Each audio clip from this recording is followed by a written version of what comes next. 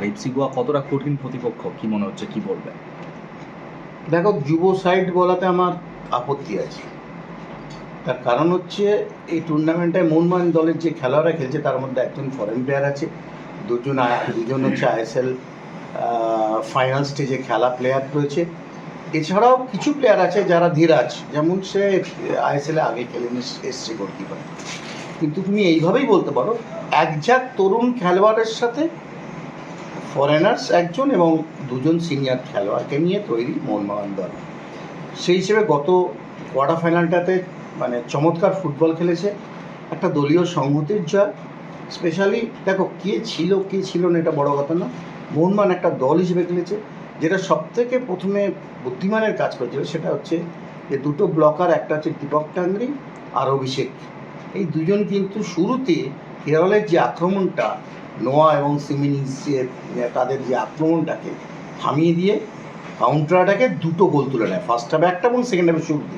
এই গোলটা তুলে নেওয়াতে টিমটা স্পিরিটেড হয় এবং সাহাল এবং আশিক কুরুনিয়ান চমৎকারভাবে এই জুনিয়র মানে অর্থাৎ এই যে তরুণ খেলোয়াড়দের সাথে নিজেদেরকে মানিয়ে নিয়ে একটা দল হিসেবে খেলে এবং কোয়ার্টার ফাইনাল ম্যাচটা জেতে। এখানে যথেষ্ট প্রশংসার দাবি রাখে পুরো টোটাল টিম ম্যানেজমেন্ট, টিমের সাপোর্টিং স্টাফ, কোচ এবং সবাই।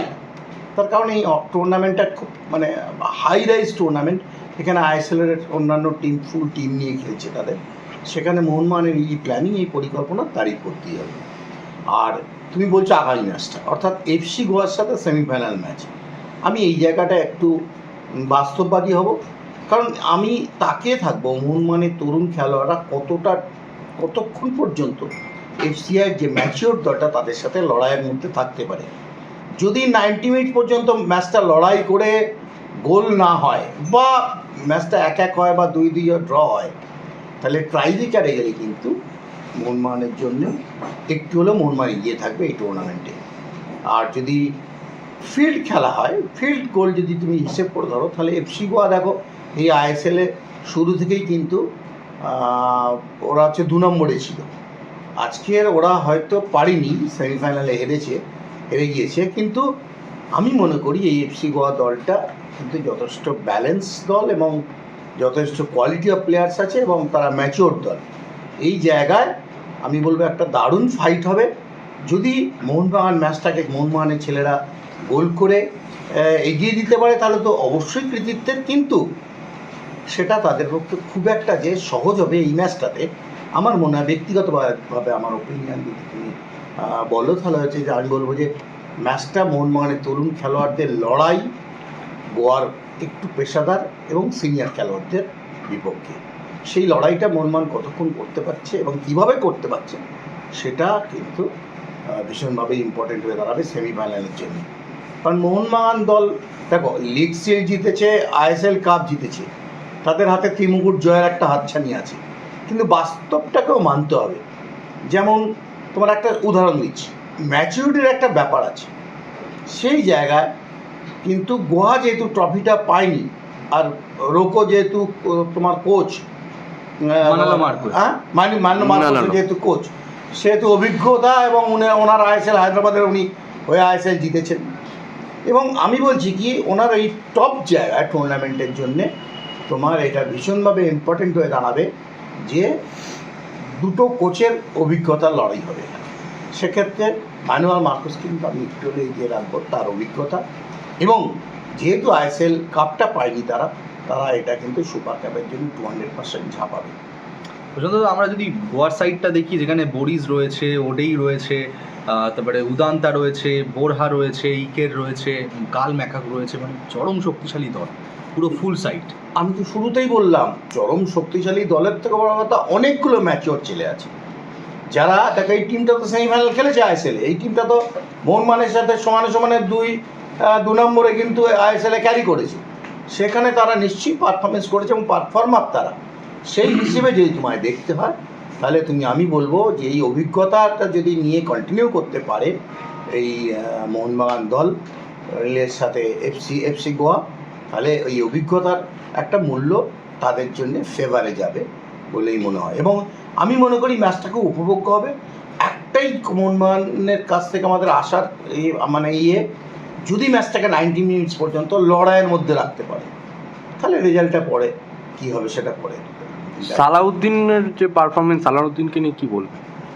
আমি কলকাতা লিগে ওই ছেলেটির খেলা দেখেছি, আমি বিভিন্ন সময় বিভিন্নভাবে ধারাভাষ্যকারে যখন এক্সপার্ট কমেন্ট্রি হিসেবে কাজ করি তখনও দেখেছি, আমি ওর প্রশংসা করেছি। এই ছেলেটার গতি আছে, আউটসাইড এবং ইনসাইড দুদিকেই কিন্তু ড্রিবল করতে পারে। ইনসাইডে ঢুকে একটা চোড়া স্পিড আছে এবং আউটসাইডেও কিন্তু নিয়ে যে বলটা মাইনাস করলো সেটা ইনসাইডে দেখে আউটসাইড করে বাঁ পায়ে রেখেছে, সাল যেটা গোল করলো আগের দিন।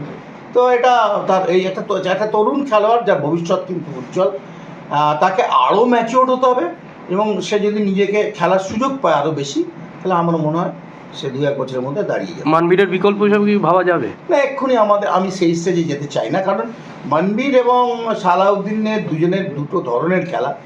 মনবীরের গতি আছে, স্কোরিং এবিলিটিস ভালো, ভেতরে ঢুকেও মনবীর কোনো সময় শট মারতে পারে, কিন্তু সালাউদ্দিনের যেটা রয়েছে, সালাউদ্দিন বলটা ড্রিবল করার সময় শরীরটাকে ছোটো করে নিয়েছে যার ফলে সেটা হচ্ছে তোমার কোনো ক্ষেত্রে কিন্তু ভীষণভাবে ডেঞ্জারাস। আর মনবীরের যেটা আছে, মনবীরের এক্সপিরিয়েন্সটার তো মূল্য দিতেই হবে।